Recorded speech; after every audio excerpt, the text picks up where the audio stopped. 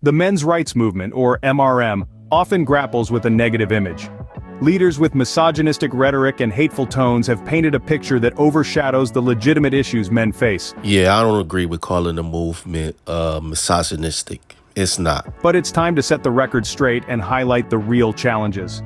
Men grapple with higher suicide rates, a harsher hand in criminal sentencing, unequal treatment in divorce courts, and their sexual assault cases often get trivialized. They face a higher risk of workplace injuries and fatalities, disproportionate homelessness, and increased academic struggles.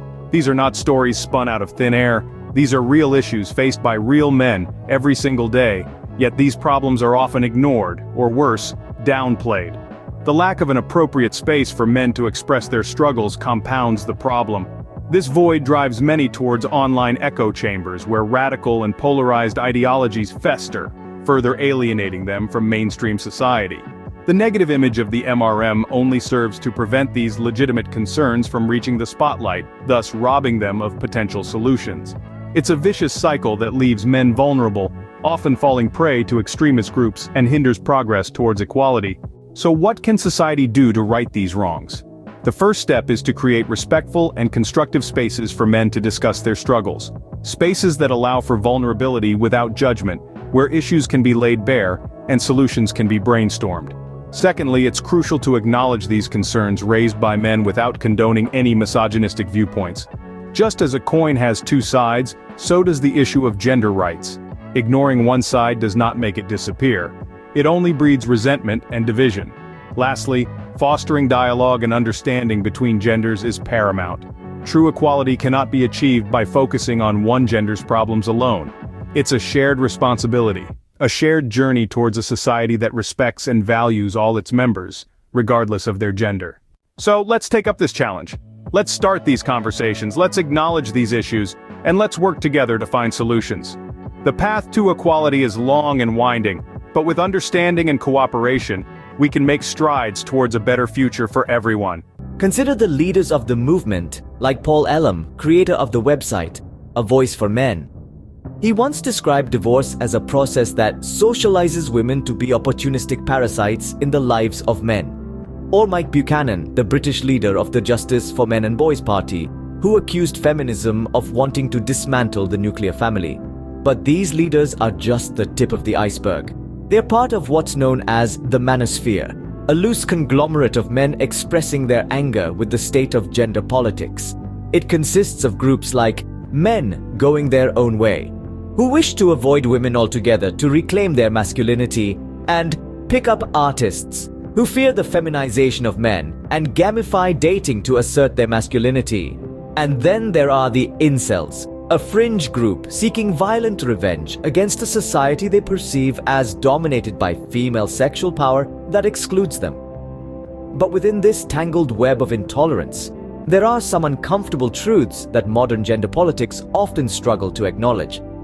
It's these truths that MRAs use to lure men feeling alienated into their fold. For example, men face a significant gender sentencing gap in the judicial system. Legal scholar Sonia Starr's research shows that men, on average, receive over 60% longer sentences than women with similar criminal histories and arrest offenses. Women who are convicted are twice as likely to avoid jail time. For context, Starr found that the gender gap in sentencing is 6 times greater than the racial disparity. In conclusion, the men's rights movement is a complex realm, fraught with both intolerance and some valid concerns. It's a world where the leaders often espouse harmful ideologies, but it also sheds light on societal issues that disproportionately affect men. The challenge lies in acknowledging these issues without falling into the trap of intolerance and hatred. After all, the goal should be equality and understanding, not division and resentment. Have you ever paused to consider the societal stereotypes that surround men? The ones that seemingly paint them as emotionless, invincible beings, immune to pain, suffering, and injustice? Take a moment to reflect on the family court system. By the year 2013, merely 1/6 of custodial parents were fathers. When they did have access to their children, men had significantly less face time compared to mothers.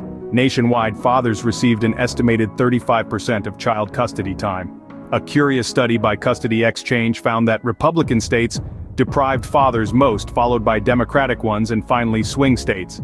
A typical divorced dad living in a red state sees his child 400 fewer hours each year than a blue state dad and 700 fewer hours than a purple state dad. Stereotypes run rampant in our judicial system, with judges often overlooking modern men's needs. Despite the rise in female breadwinners from 10% in the 1960s to over 40% by the 2010s, this progress hasn't trickled down to divorce courts. By 2010, men received alimony from ex-wives in only 3% of cases. Moving on to a graver issue, male suicide. Men overwhelmingly constitute the global victims of suicide across continents, religions, cultures, and age groups. Yet, the issue is often tossed around like a political football in the modern gender turf wars. Furthermore, consider the alarming issue of sexual assault in prison. Christopher Glazek in N+1 argues that crime hasn't declined in the United States over recent decades, but simply shifted. He calls the statistics touting crime reduction juxtaposed with those documenting rape and assault within the correctional system the single most shameful lie in American life. The Department of Justice estimated that in 2008, prison rape accounted for the majority of all rapes committed in the US, likely making the United States the first country in history to count more rapes for men than for women. These societal stereotypes and injustices against men are deeply rooted and require active effort to challenge and change. It's time to reevaluate our preconceived notions, to question the structures that perpetuate these stereotypes. It's time to advocate for justice, for a more balanced system, for a society that treats men with the fairness and respect they deserve. So question, reflect, challenge, because change starts with you.